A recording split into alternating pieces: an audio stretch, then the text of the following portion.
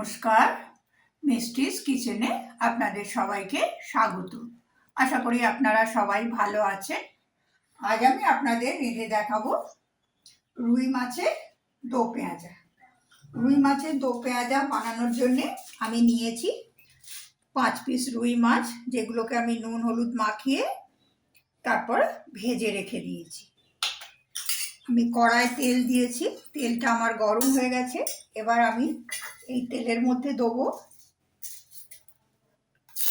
একটা তেজপাতা, জিরে আর গোটা গরম মশলা। তার মধ্যে দেবো দিয়েছি দুটো ছোট দারচিনির টুকরো, একটা লবঙ্গ আর একটা ছোট এলাচ।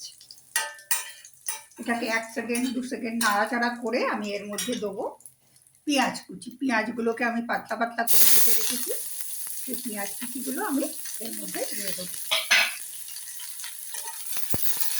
পেঁয়াজ কুচিগুলো ওর মধ্যে দিয়ে আমি একটু সময় ধরে ভাজবো।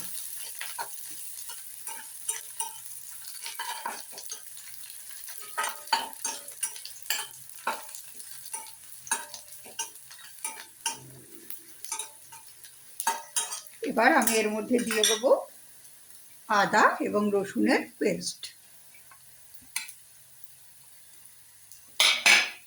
আমি 4 কোয়া রসুন এবং 1/2 ইঞ্চি মতন আদা একসঙ্গে পেস্ট করে রেখেছি। আদা রসুনটা দিয়েও আমি এটাকে একটু ভালো করে এখন একটু মিশিয়ে নেব, মিনিট খানেক ধরে মিশিয়ে নেব, যাতে পেঁয়াজের সাথে ভালোভাবে মিশেও যায় আর আদা রসুনের কাঁচা গন্ধটা চলে যায়।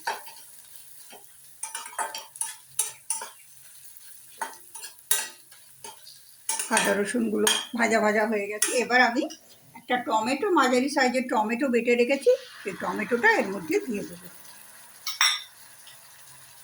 টমেটোটা দিয়েও আমি এটাকে একটু ভালোভাবে কষিয়ে নেব, যাতে টমেটোর কাঁচা গন্ধটা চলে যায়।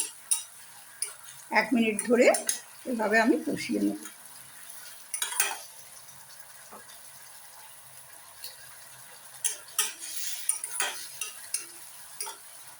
আমার রেসিপিগুলো যদি আপনাদের ভালো লাগে তাহলে একটা লাইক করবেন, বন্ধুবান্ধব ফ্রেন্ডস সার্কেলের সঙ্গে শেয়ার করবেন এবং আমার চ্যানেলকে সাবস্ক্রাইব করবেন।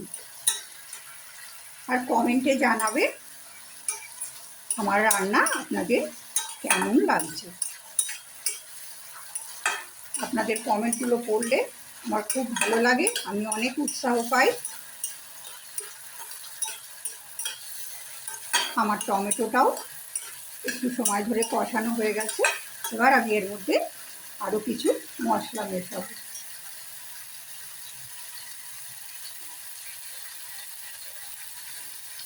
দেবো স্বাদ মতো হলুদ, অল্প একটু গুঁড়ো লঙ্কা, 2 চামচ দেবো ধনে গুঁড়ো আর 2 চামচ দেবো জিরে গুঁড়ো,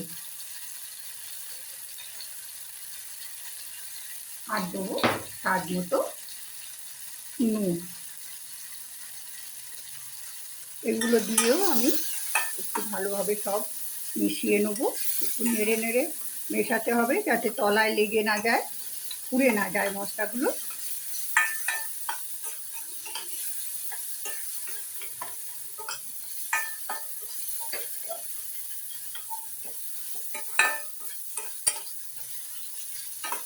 আমার মশলাগুলো ভালোভাবে মেশানো হয়ে গেছে, তেল ছেড়ে দিয়েছে। আমি এর মধ্যে এবার দেবো খানিকটা জল। মিক্সি ধোয়া টমেটোটা বেটে রেখেছিলাম, সেই জলটাও এর মধ্যে দিয়ে দিই। দিয়ে আমি এই মাছের পিসগুলো এর মধ্যে দিয়ে দেবো। দিয়ে 5টা মিনিট আমি হতে দেবো। এটাকে আমি চাপা দিয়ে দেবো।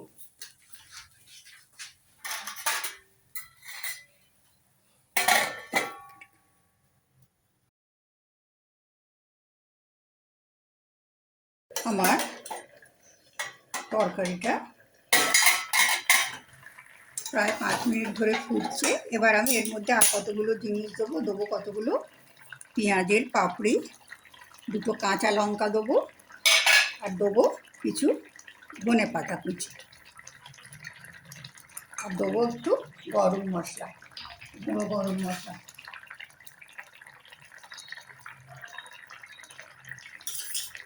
এগুলো দিয়ে আমি চাপা দিয়ে আবার 2-3 মিনিট হতে দেবো, একটু পেঁয়াজগুলো যাতে নরম হয়ে যায়। তাহলেই আমার রুই মাছের দই পেঁয়াজা তৈরি হয়ে যাবে। এখন আমি এটাকে চাপা দিয়ে দিচ্ছি।